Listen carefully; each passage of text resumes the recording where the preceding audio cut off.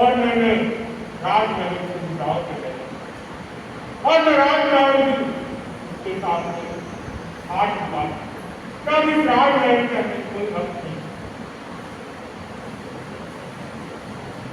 और गणेश जी के क्या बात करते हो आप उसमें समझदार हो एक राजा होकर पूरा राज्यपाल आ गए और मुझे आप बता रहे हो तो राजा कहता है मैं तुम्हें कैसे बताता इसीलिए मैं तुम्हें आग्रह कर रहा हूँ कि तुम पीलर करता हो और मैं वन में चला जाता समय आने तक मैं वापस अपना राज्य बेचूंगा और तुम्हें लेकर चले जाऊंगा स्वामी आप क्या बात कर रहे हो मैं पीलर चली जाऊं और तुम यहाँ पे कष्ट में वन भटकते रहो और मैं पीलर में एक तो आराम से रहूं तुम सुविधा से रहूं साथियों लोगों के साथ में रहूं और तुम वन में लड़को इसीलिए शादी की थी का आपने मेरे सुख सुविधाओं के लिए शादी की अब हर दुख में आपके साथ अब हर दुख में रहना आप बन करने जाओगे मैं आपके साथ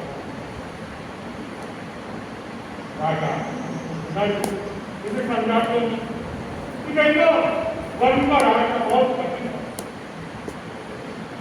वहां पे ना तो आपके पास कोई साधन है ना खाने पीने का कोई व्यवस्था है ना रहने की कोई जगह है वन में जैसा भी होगा मानना पड़ेगा और तुम इनके आराम से रही होंगी हो तुमसे राजकुमारी रही होंगी हो तुम्हारे जीवन में तो उत्तर ही तुम्हारे कोई भाई बहन नहीं था तो कैसे तुमकी खेल सकता हूँ कैसे ऐसा तुम खेल सकता हूँ स्वामी आप उसकी चिंता ना करें जहाँ आप हो वहाँ है और बिल्कुल भी चिंता न करें जैसे आप जाओगे ऐसे मैं भी जाऊँ आप ही को राजा को आप ही को हम राजा की बात पढ़ रहे तो वापस राजा के हमारा अंदर पूरी है हम करके भी राज हम निकाल सकते हैं तुम सिंह हो तुम्हारे लिए कोई आगे पीछे चला गया तो तुम्हारी रक्षा कौन करेगा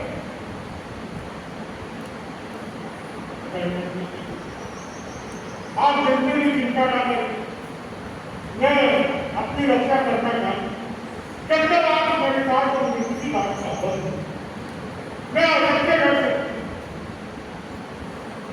अब राजा समझाने की कोशिश लेकिन जाने की मानने को तैयार वो क्लियर जाने को तैयार राजा ने कहते अगर तुम क्लियर नहीं चाहते तो मेरी ये बात मान सिर्फ यही रह जाओ मैं तो नहीं कहना चाहता स्वामी तुम्हारे बिना ये बात मैं क्या काम है राज्य का काम है तुम्हारे बिना जहाँ पर कुछ सुन जाएगा काम तुम्हारे बिना मैं तो तुम्हें कोई नहीं जहाँ तुम रहोगे मैं नहीं अब इतना नाटक देखते इतने होता आता है और यहाँ पे छोटा तो मुझे आगे की तरफ बढ़ गया बहुत देरी हो गई और अब आगे की तरफ बढ़ गया जंगल में एक मंदिर दिखाई देता तो सोचती है चलो आज का इंसान इस मंदिर में कर लेती मंदिर दूर दूर से देखती और बाहर से अंदर घूम के आती है जिसका कोई मिल रहा है उसे रात का आज की रात इधर अपने पानी की व्यवस्था करें और वहीं मंदिर में रुक जाते और अपना निरंतर काम रहता है उसका रोज का काम रहता है कि जब और साथ में ज्ञान करने का और उसमें मिल जाता जैसे ही रात आदि हो जाती और उसे नींद आने लगता और सोने जैसे ही सोने व्यक्तियाँ वहाँ पे ये राक्षस काफी खड़ा हो गया। उस अंधेरे में उसे समझ में नहीं आ रहा था रानी को कि कौन आया। रानी को और देव लेकिन उसका विचार मन में जाते देव दिखते हैं, जाते मनुष्य दिख रहे हैं, देव को कोई दिक्कत है।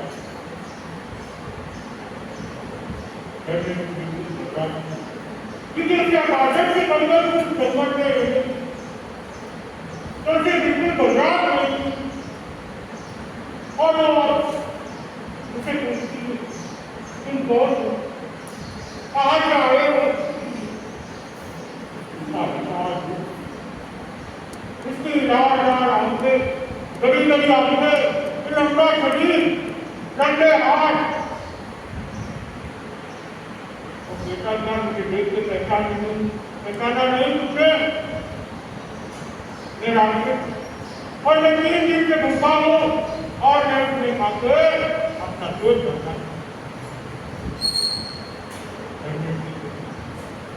देखो तुम मुझे खाना चाहते हो तो मैं तैयार हूँ, आजा अपना भूख निकालो। देखिए उसका क्या परिणाम होगा उसके बारे में सोचा है। एक मनुष्य की हत्या करना, तुम कह रहे राक्षस को किन बंदों का आप भुगत रहे हो। मुझे खाते और कैसे कर सकते और इन कर्मों का कब तुम मेरी लिप्त पाओ कि मैं तो जीवन मरण से बचा के नहीं हूँ। एक आदर्श ही बदलेंगे मुझे और मरना के अंतिम वही है, ये तो निश्चित है। तो कल नहीं तो आज मैं कभी से दादा तो मुझे बहुत से घर नहीं सकता। मैं खाना हो तो तुम्हारे साथ मेरे खाते के कर सकता, लेकिन थोड़ी सी दिक्कत है। किस भाव में तुम इसका नहीं पाओ, कितने भाव लग जाएंगे तुम्हें नहीं निकाल के क्या तुम्हारा भी छूट जाएगा। ऐसे बड़ा चिंतन करो।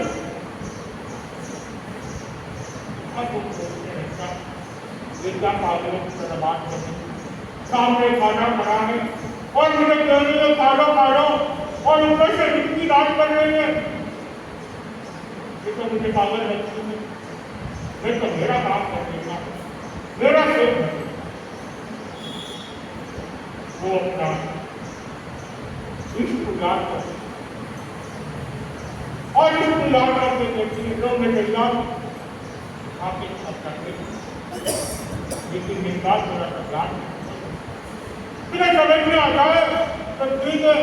ये तो मैं तैयारी है तुम्हारी भूख मिटाने के लिए।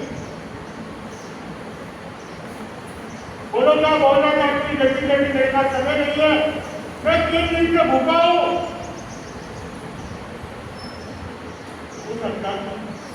देखो एक पर्सन की हत्या कर कितने कर्मों का वर्णन होगा। उस कर्मों को भुगतने के लिए कितनी बार किस भाव में जन्म लेना पड़ेगा। कभी योगेश लिए, कभी पीएम लिए, कभी पीएम लिए, कभी पर्सन लिए, नरक में जाना पड़ेगा और कभी पीएम की करना। सोचो जब एक मनुष्य जीवन मिलता है तो अपने जीवन का कल्याण करना चाहिए, अपनी आत्मा का कल्याण करना चाहिए, हमें मोक्ष के रास्ते करना, ना कि बात करके वापस वही तरह भटकते रहे, इस जीवन मरण में घूमते रहे। इससे बता हम कितने बहुत से घूम रहे हैं। तुम थोड़ा चिंतन करो तुमने किस पापों को पाप किया होगा जब जाने की रास्ते कर दिया और थोड़ा चिंतन करने लगता कहीं ना कहीं से तो सही क्या पता आगे बहुत बोलता मिलेगा, कहाँ जाऊंगा मैं, कहाँ बाहर बचूंगा मैं। लेकिन भूख भी तो लग रही, भूख भी तो मिटानी है मेरे को। वापस प्रश्न करता हूँ, देखो तुम कह रही हो ये बात सही है, लेकिन मुझे भी तो भूख लग रही है, मेरे भी पेट भरना है, मेरी भूख मिटानी है।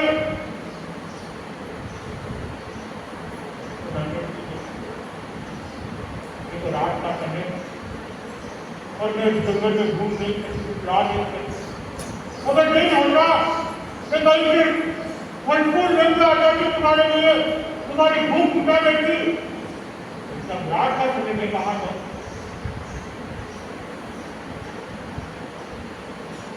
तो उसका क्या फल-फूल खाने से भूख मिट जाती है? हम लोग तो यही खाते हैं, इससे हमारी भूख तो मिट जाती है।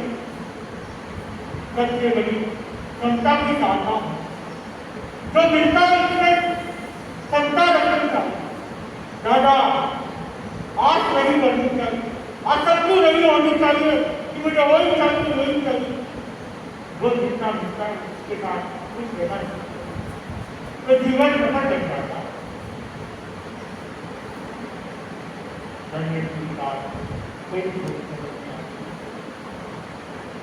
तो वो कहता है ठीक है, मैं अभी जा रहा हूँ, तुम्हारी बात मेरे समझ में आ गई है, मैं अभी किसी हत्या नहीं करूँगा, किसी को मारूंगा नहीं, जो मिलेगा वो खाऊंगा। और जैसे तुम दोनों को चेहरे पे खुशी का वो देखती है उसका मन परिवर्तन हो गया है, चलो कुछ अच्छा काम हो गया, मेरी जान की बच गई, तो मैं अपने पति को हरा के ढूंढ सकती हूँ। अगर ये मुझे मारे तो मैं पति को कैसे ढूंढती? वो मेरा इंतजार करते रहते, उनको पता ही नहीं चलता कि किसी ने देखा। एक विश्वास मन के अंदर जब जाता है, नारी बोलते रहते चलो अच्छा हुआ, और यही उनका मन की परिवर्तन। देखो तुम जितना जितना इतना यहाँ सकती हो, मेरी कोई लड़ाई नहीं है। तो रानी को नहीं जैसे पूरी उसे होगा मैं तो उसके यहाँ से कहीं जाऊँगा, मुझे आगे अपनी मंजिल की और आगे बढ़ना है। जैसे पूरी उसे होता वो वहाँ से आगे बढ़ सकता। अब नए दिन नए साथ मिल जाते और इसी जंगल में उसे घूमती रहती है और अपनी जिंदगी एक आशा के साथ कि मेरे राजा महाराजा मुझे लेने आएंगे, इस जंगल में घूमेंगे मुझे, इसी आशा के साथ वो वही घूम रही और आगे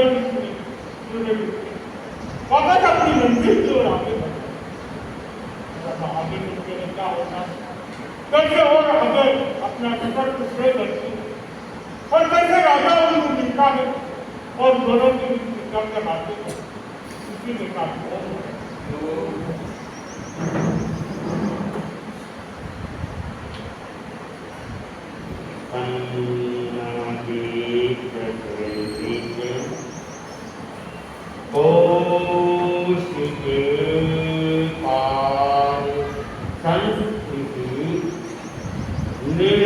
निर्विशेष मनस्कार्य श्री स्वामी ने नमः। भगवान महावीर गोक्षावस्त्र वीतराज का भी महान साधक महातपस्वी युग प्रधान आदरणीय महासमुनि प्रवक्ता उन्हें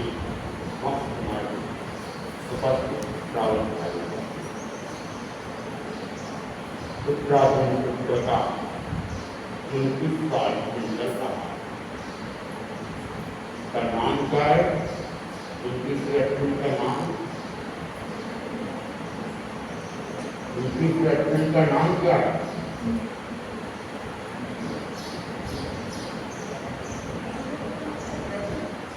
सम्यक्त्व पराक्रम, क्या है? सम्यक्त्व पराक्रम। तो भगवान से पूछा गया, सामायी एवं भंते दिए किम जननी, कि बनते सामायिक से भी क्या प्राप्त करना है? भगवान फरमा रहे हैं, सामायी एवं सावत दोगम गिरई गण गई, सामायिक से असत प्रवृत्ति की गिरती को वह प्राप्त होगा। सामायिक यदि जैन परंपरा का एक पारिभाषिक शब्द है और जैन धर्म की साधना पद्धति के अंदर एक विशिष्ट साधना की पद्धति, उपासना की पद्धति है और सामायिक शब्द की मीमांसा देती गई स अवध्य, स अवध्य, स मतलब सहित और अवध्य, अवध्य योग सहित या पाप प्रवृत्ति। तो जो पापकारी प्रवृत्ति है उसको सावध्य कहा गया है और सावध्य प्रवृत्ति का त्याग करना, असत प्रवृत्ति का त्याग करना, यह है सामायिक। और ये सामायिक दो प्रकार से बता, कौन से?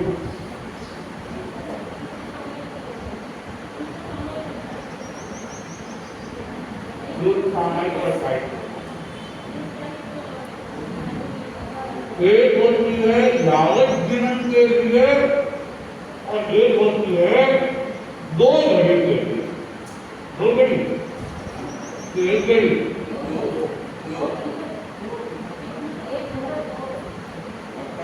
एक घड़ी के अंदर कितने मिनट होते हैं?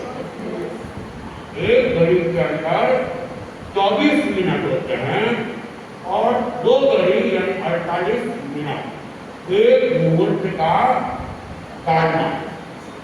तो जीवन भर के लिए तो साधुत्व होती है और चालक वो होती है 48 मिनट के लिए। 48 मिनट में एक समय चाहे उतनी कर सकता है, जरूरी एक समय की है, कितनी भी की जा सकती है।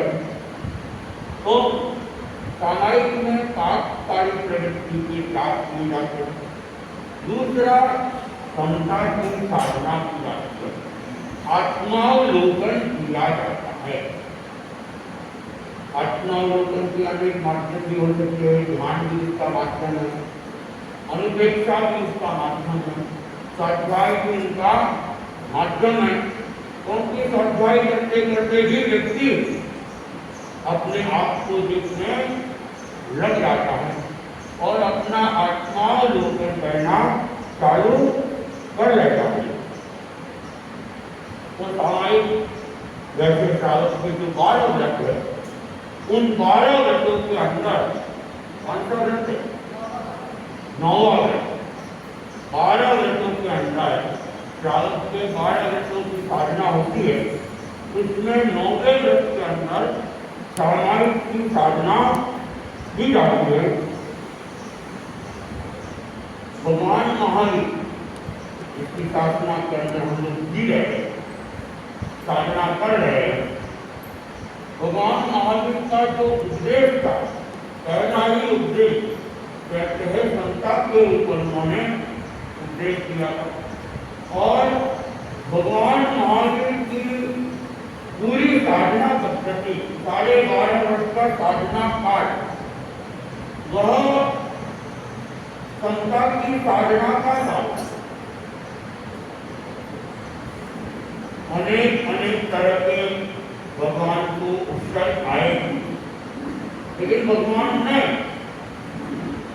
उत्सर्ग के प्रति या उत्तर देने वाले के प्रति किसी भी प्रकार की दुर्भावना का प्रयोग नहीं और समता के साथ में उसे ग्रहण किया और कर्मों को काट दिया।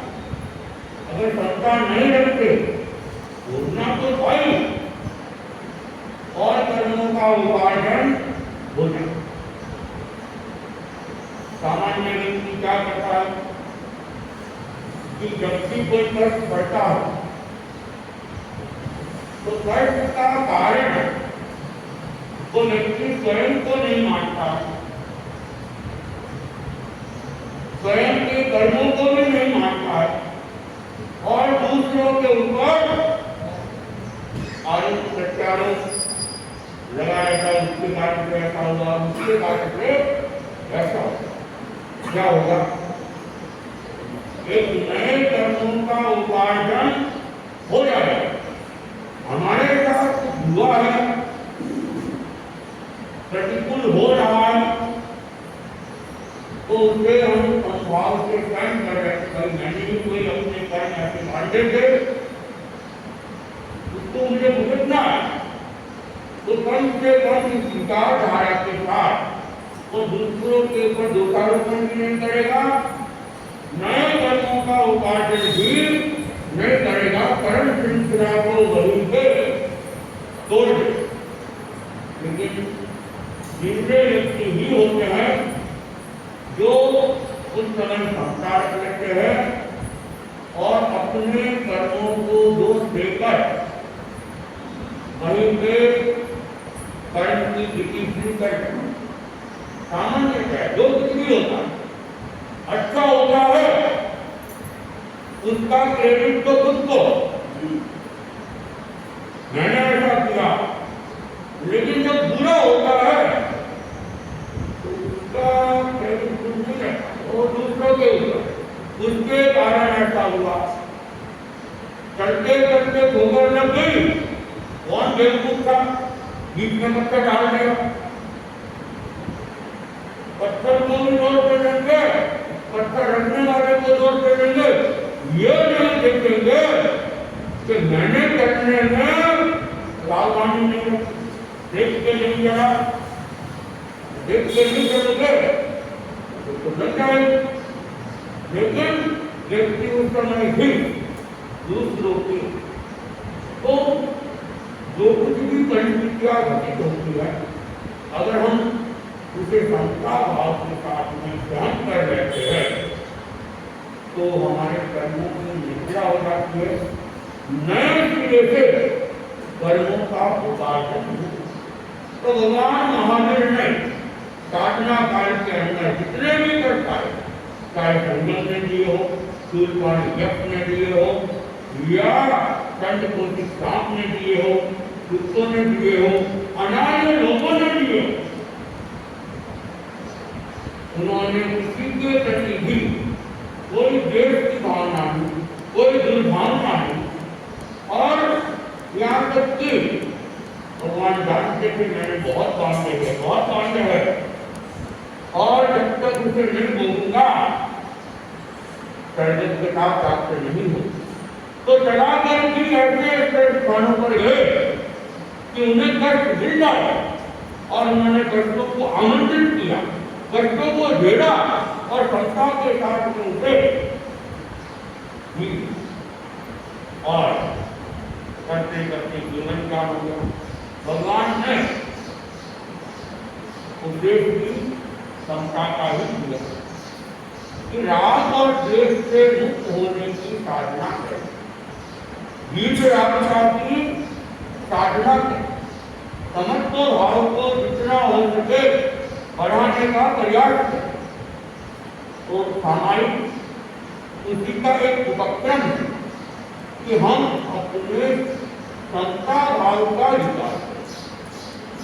भले ही आप सामान्य सामायिक नहीं कर सकते, एक ही सामायिक करो, साथ एक सामायिक, लेकिन एक सामायिक में हमारा मन वतन शरीर उसमें लीन हो जाए, तल्लीन हो जाए,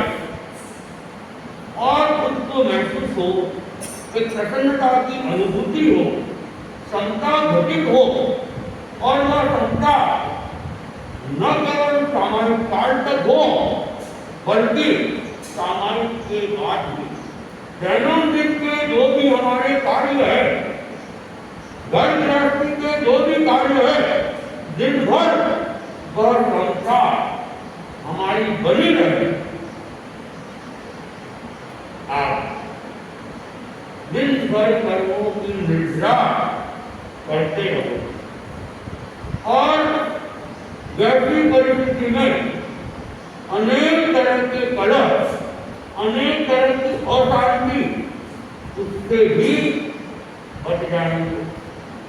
और नहीं, इधर तो हमने की सामायिक, इधर गए घर और उनसे झगड़ा चालू कर दिया।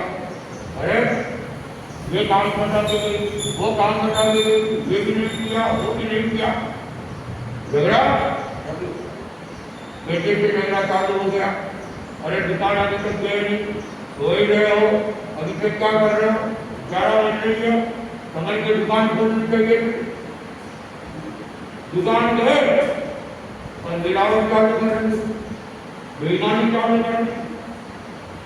तो फिर जो सामायिक था वो सामायिक तो जीवन में घटित होनी चाहिए थी, वो जीवन में घटित, और उसी का परिणाम आता है। अनेक बार जब युवाओं से बात करते हैं कि भाई आते क्यों नहीं हूँ, क्या बात है, उनका कहना होता है कि आ रहे हैं, वर्षों से आ रहे हैं, उन्होंने आज तक हमने कोई परिवर्तन नहीं देखा, तो हम आपका वर्षों तो नहीं खराब करें।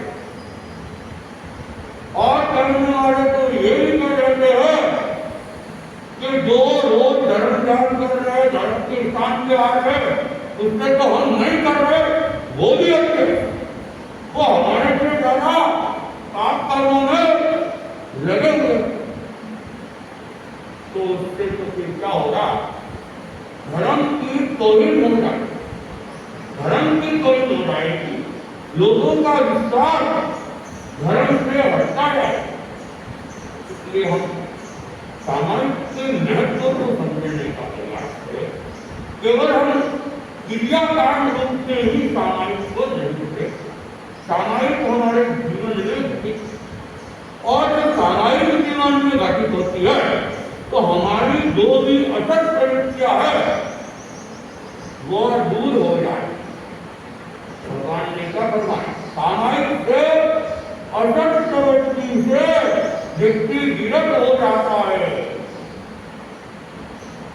और असत प्रवृत्ति से दूर होते होते व्यक्ति मोक्ष को भी प्राप्त कर लेता है। सामाजिक का मूल्य भी बहुत है, अनेक अनेक घटनाएं भी सामाजिक के साथ में जुड़ी हुई है। उन्हीं घटनाओं के अंदर एक घटना आती है केसरी की सामाजिक, सुना कभी केसरी की सामाजिक, केसरी की सामाजिक नहीं सुना। एक नगर था कानपुर नगर, और उस नगर का राजा था विजय चंद्र, और उस नगर के अंदर एक सेठ रहता था जिसका नाम था संगदत्त।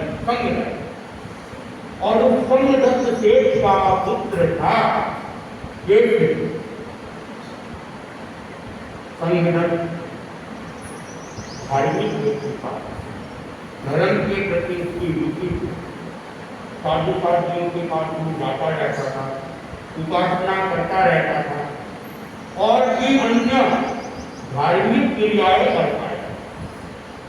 और इसका परिणाम ये आया कि वे संस्कार बच्चों में भी आने, उस केसरी के अंदर ही संस्कार आए।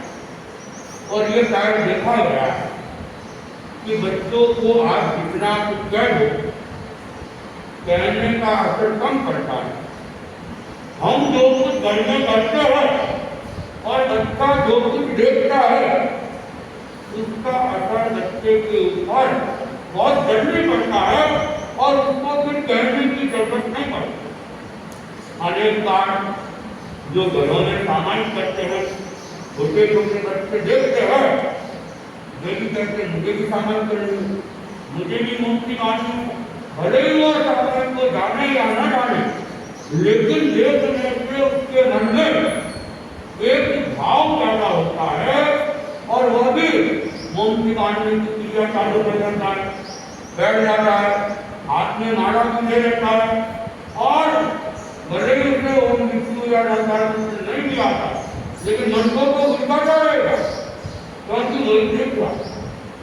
तो ये संस्कार देखने से जाना तो घरों में जो भी दादा दादी माँ बाप करते हैं तब तो बच्चे देखते हैं और बच्चों की भी जैसी भावनाएं बनती है और धीरे धीरे जैसे जैसे विकास करता है धार्मिक संस्कार बिल्कुल होते हैं।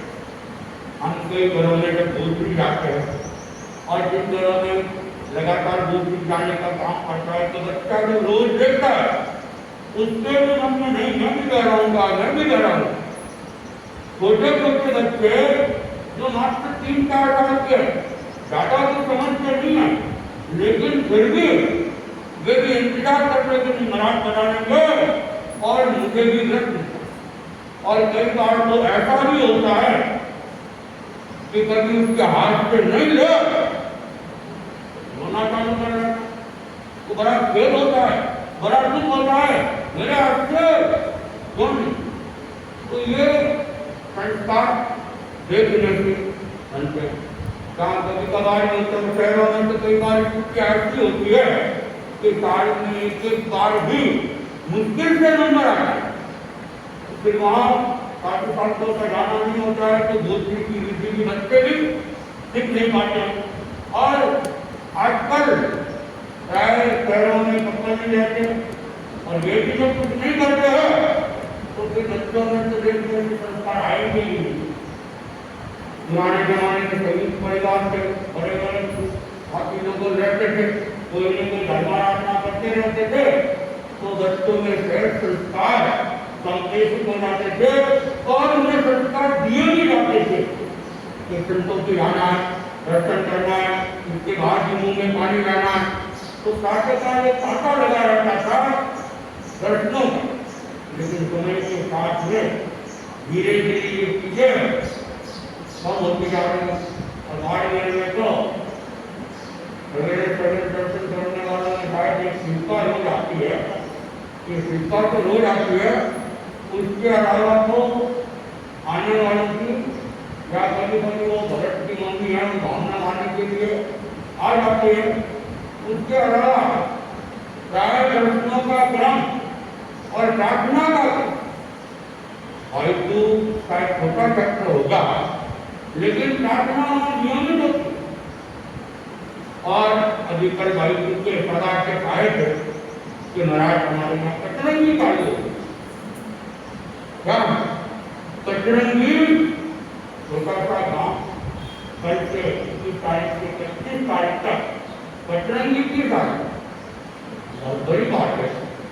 फालतू करके देखा जाए तो बाड़मेर से भी बताइए घरों की स्थिति से भी कम है, लेकिन 28,000 होंगे 9 की संख्या होंगे कटरंगी चालू है और तेलों की तो पता नहीं गिनती नहीं होगी वहाँ की कि तेरा भी कैसे चालू था। यहाँ तो मेरे ख्याल से शायद एक चौला हुआ था जो सबसे लगाई कर एक बार ढीला हुआ होगा, मेरे की शायद मेरे ख्याल से हुआ ढीला किया एक तेरा चौला हुआ होगा, बाकी तो सब ठंडे बस्ते के अंदर ठंडे बस्ते। तो ये क्या है धर्म के प्रति जो उत्साह होना चाहिए उस उत्साह की कमी अपने पुरुषार्थ को जहाँ धर्म में लगाना चाहिए उसकी कमी ऐसा नहीं कि नहीं हो सकता, प्रयास करे लक्ष्य रहस्य बनाए तो कुछ भी हो सकता है। व्यक्ति अंतिम अवस्था के अंदर बिस्तर में पड़ा संसारागत में रहता है और संसार में 10 दिन, 20 दिन, 25 दिन, 50 दिन भी बीमार रहता है। जो बीमार आदमी है, बिस्तर पे पड़ा हुआ है और वो देख रहा है कि मौत नजदीक है, बहुत ही लंबी तपस्या कर लगता है। जब मनोबल संकल्प पर मजबूत होता है तो धर्म की आराधना में तो कमी नहीं रहती है। तो बात कर रही थी केवल की सामने तो बचपन में ही उसे अच्छे संस्कार में साधु साथियों की माओ को ले आते थे, तो धीरे धीरे दर्शनों के संस्कार भी और निरंतर रोज सामाजिक के संस्कार, और उसने बचपन में ही नियम ले लिया, छोटी अवस्था में ही नियम ले लिया, जीवन भर रोज एक सामाजिक करूंगा। बहुत बड़ी बात है कि छोटा बालक अगर जीवन भर के लिए एक सामाजिक का नियम रहता है, डबल मनोबल है। यहाँ तो मैं 70-80 साल के भाइयों को भी कहता हूँ तो बड़ी मुश्किल से सौदा करते करते दुकान पर सौदा ही चुका तो एक प्रतिदिन की जगह महीने में 10, महीने में 4 इस तरह अब लोग 50, 60, 70 के हो गए हैं, वो भी 4-5 साल रिटायर्ड है, घर पर जाती है, लेकिन फिर भी धर्म ज्ञान में अनुसार उत्साह उसमें तो केसरी ने नींद ले लिया और केसरी सामाजिक की करता था, विधिवत का नहीं था। जगह को पहुंच के बैठना, आसन दिखाना, 24 करना, उसके बाद सामाजिक पाठ को बोलना और फिर सामाजिक के अंदर राम दास जो भी करना है वह एक अपना एक नियमित system क्रम बना रखा था। उनके माता पिता भी देख रहे थे कि बच्चा होनहार, अच्छे इसमें संस्कार पुष्ट हो रहे और ये बड़ा होकर क्या करेगा, उसका नाम रोशन। लेकिन कभी कभी पिछले जन्मों के कर्मोदय हो जाता है, मोह कर्म का उदय हो जाता है और भटकाव के रास्ते भी मिल जाते हैं। तो जैसे जैसे वो व्यक्ति बड़ा होता जा रहा था, कुछ गलत संगत भी हुई और संगत की रंगत उसमें प्रविष्ट हो गई और उस गलत संगत के कारण से और चोरी कैसे व्यसन के अंदर लिप्त हो। चोरी करने घर में कोई कमी नहीं थी, धन की कोई कमी नहीं थी, लेकिन आदत का और लाचारी बन गया। धीरे धीरे करते करते बड़ा नामी चोर बन गया। ऐसी शिकायतें दिखाने लगती, बात भी उसे खूब समझाता, अरे तुम्हें कितना चाहिए पैसा, पैसे ले लो, पैसों की कोई कमी नहीं है, धन की कोई कमी नहीं है और व्यापार में कोई कमी नहीं है, फिर ऐसा काम क्यों कर दो। कोई सुनवाई नहीं, मानने के लिए तैयार नहीं, खूब समझाया गया, समझता नहीं। संतों के पास भी हुए, संतों ने भी समझाया, लेकिन उसके ऊपर कोई असर नहीं। सेठ की बड़ा दुखी हो गया और वह सेठ राजा के पास पहुंच गया और राजा को निवेदन किया कि आप भी कुछ करें, मेरे बेटे को समझा और इस चोरी जैसे दुष्कृत्य से इसे दूर करें। राजा ने भी उसको बुलाया, राजा ने उसे बहुत समझाया, लेकिन वह चोरी को छोड़ने के लिए तैयार नहीं।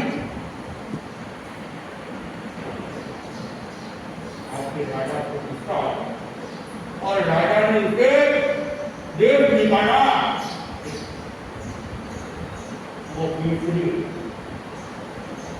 नगर छोड़ के चला जाता है, देव छोड़ के चला जाता है, लेकिन चोरी जैसे कार्य को छोड़ने के लिए वो तैयार नहीं। और इस दौरान भी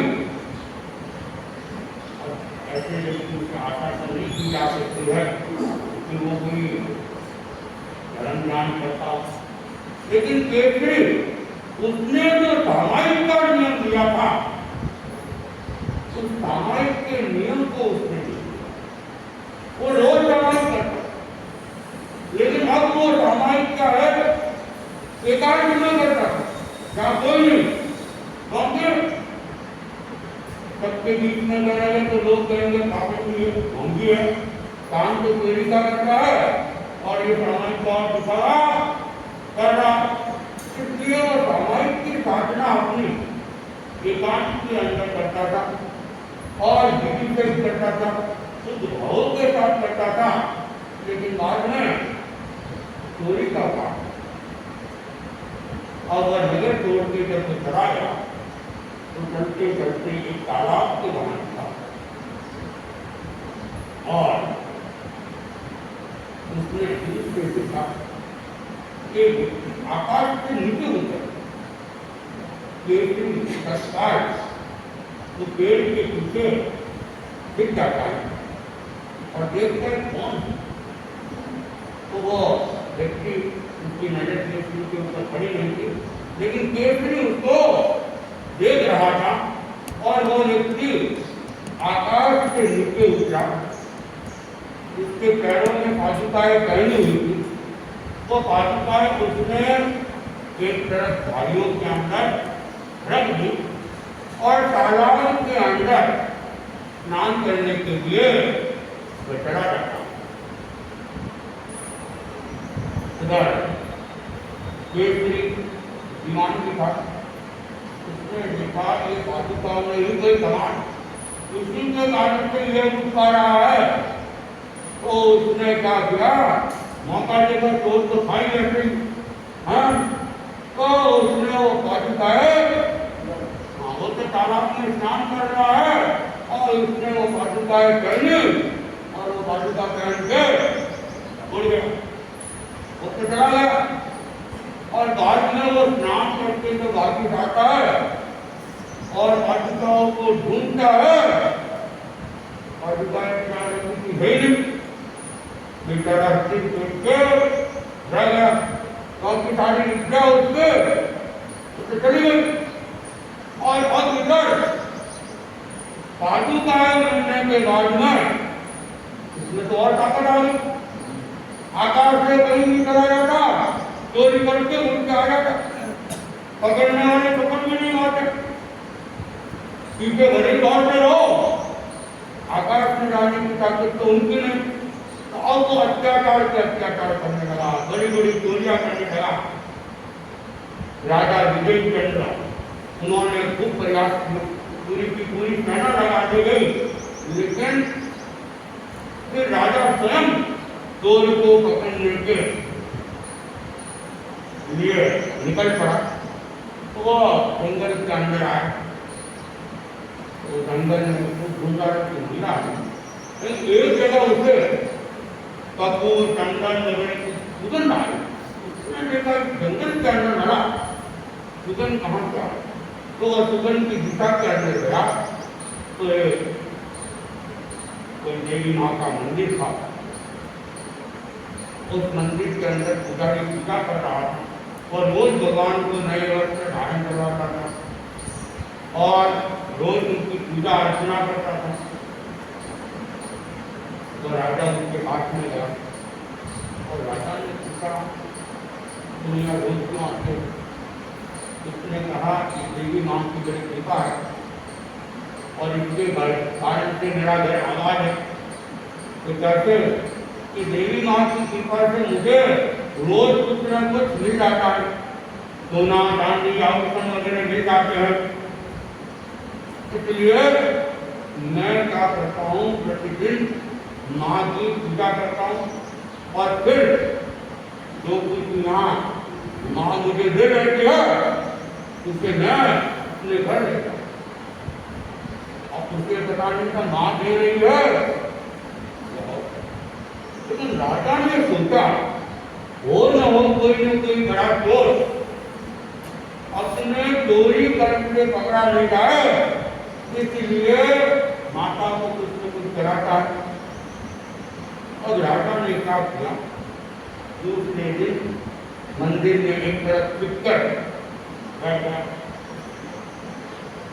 रात को वो केसरी चोरी करके आया, आकाश मार्ग से नीचे उतरा और वो पत्रिका उसने एक तरफ रखी और एक तरफ रख के अंदर मंदिर में माता जी के पास में पहुंच पाया। और राजा पहले से ही छुपा हुआ था, कहना वगैरह पर नहीं, कहना की छुट्टी आ रही थी। और वह राजा केसरी को पकड़ने के लिए तत्पर हुआ और केसरी सावधान और भागने लगे। और आगे आगे केसरी और पीछे पीछे केसरी के भी वो पाटुका है, क्योंकि पाटुका लेने जितना तो समय उतना समय लगा तो राजा पकड़े, तो वह बिना पाटुका के ही भाग रहा था। पीछे राजा भाग रहा था, लेकिन राजा थोड़ा शरीर का हट्टा कट्टा था, मोटा था, दौड़ इतनी नहीं थी, केसरी की दौड़ से तेज थी, तो उसने दूरी तो काफी बना दी, लेकिन फिर भी राजा भी प्रयास करते करते उसके पीछे ही भाग रहा था। और केसरी ने देखा आज तो पकड़े जाएंगे, तो वह जब दौड़ रहा था रास्ते के अंदर उनको एक मुनि की खान में दिखे, वो चरणों में गिर गया और कहा बचाओ बचाओ। और मुनि की खान खुला, मुनि जी ने कहा बचने का तो कोई उपाय है, क्षमता की साधना में रह जाओ तुम। हमारे तो वो करते करता था और उसने देखा मैंने अपना मनुष्य जीवन को बिगाड़ दिया, अब तो फांसी है, उसका अच्छा मुनि बन गया। और उसने दिगंबर वस्त्र उतारे और मुनि जी से सामाजिक पाठ कथक लिया यावत जीवन के लिए और ध्यान में रखे। और उस समय तीव्र भावनाओं के साथ वह ध्यान में लीन हुआ। कहते हैं राजा पहुंचने से पहले पहले तो उसको केवल ज्ञान का होता कहा गया है कि कमने सुधा के धुनने जो कर्म में सूरवीर होते हैं वे धर्म में भी सूरवीर हो जाते हैं। ऐसे अनेक उदाहरण हैं, चोर का भी उदाहरण। तो राजा वहां पहुंचता है तो देखता है कि मुनि बन गया, जागियों को तो कैसे पकड़ा जाए। और फिर उधर केवल ज्ञान देव बिंदु भी बढ़ने लग गई। राजा ने सारी ये क्या बात, किसको केवल ज्ञान हुआ, क्योंकि दो है। अब पता चला कि ये तो केसरी को केवल ज्ञान होगा, राजा को विश्वास तक नहीं हो रहा, अरे इतना सस्ता केवल ज्ञान है क्या।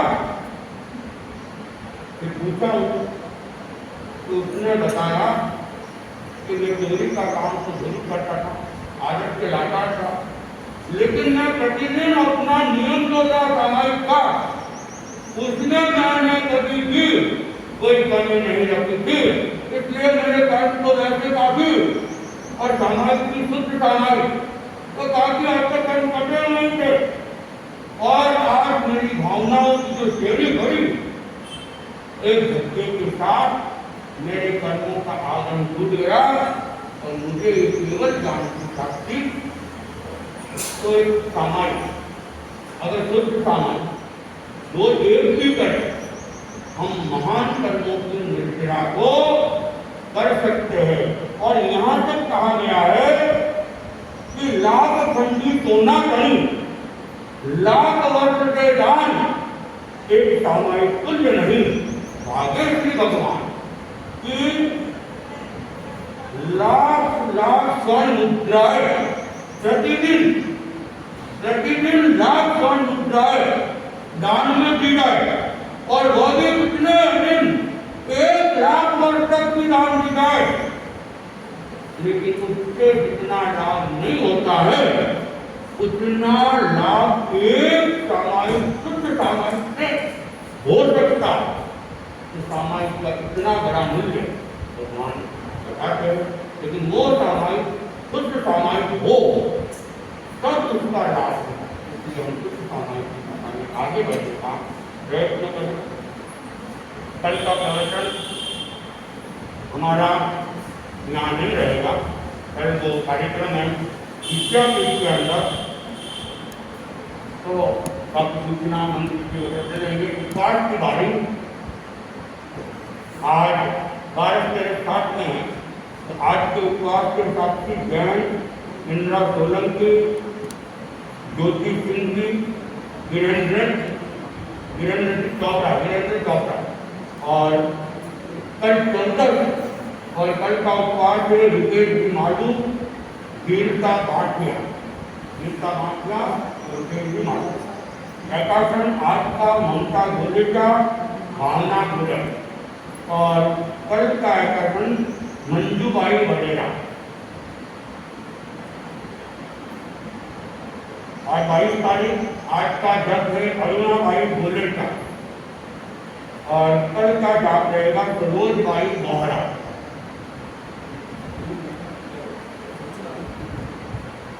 कल अनुग्रह समिति द्वारा सुबह 7:30 बजे वृक्षारोपण का कार्यक्रम है। 7:30 बजे आदर्श विद्या मंदिर गंगेरा रोड पे है, कल सुबह 7:30 बजे, तो सबको वहाँ आना है। और कल सामूहिक प्रवचन का कार्यक्रम है ओसवाल स्थापना दिवस पर, जो विद्यापीठ के पास में वहाँ पर होगा। तो यहाँ 8:40 पे पहुँचे, 8:50 पे हम लोग सब साथ में चलेंगे महाराज के। 8:40 पे सभी लोग यहाँ पहुँच जाए और सभी लोग अपने अपने गणवेश में आए, विशेष ध्यान रखें गणवेश का, और सुबह 8:40 पे यहाँ पहुँच जाए। महिला मंडल की जो साड़ी है, कन्या मंडल की जो वेशभूषा है, और भाई लोग हमारे घर लाइट एंड बाइक में आज का उपवास का प्रत्याख्यान उपवास देवगुरु धर्म की साक्षु कल सवेरे सूर्योदय तक तीनों हाथ के त्याग है, रात को 8:30 के त्याग है, कच्चा पानी पीने के त्याग है। प्रकाशन का प्रत्याख्यान देवगुरु धर्म की साक्षु कल सवेरे सूर्योदय तक एक बार एक जगह 1 घंटे से अधिक खाने के त्याग है, सचित खाने के त्याग है, कच्चा पानी पीने के त्याग है, रात को 4:30 के त्याग। आज का 1 दिवसीय त्याग आम पापड़ खाने का त्याग है। आम पापड़ नहीं खाना, आम पापड़, आम की चॉकलेट भी खाओ तो हमें नहीं मिलेगी। मंगल चट्टारे मंगलवारंता मंगल सिद्धा मंगल साधु मंगल देवी पन्नत धर्म मंगलम चट्टारे लोकतमा अरंता लोकतमा सिद्धा लोकतमा साधु लोकतमा देवी पन्नत धर्म लोकतमो चट्टारे शरणं कवचामि अरंती शरणं कवचामि बुद्धि शरणं कवचामि साधु शरणं कवचामि केवल पन्नतम धम्मं शरणं कवचामि विघ्नहरणं मंगलकरणं स्वामी विष्णु नाम गुरु बोल शरणं जय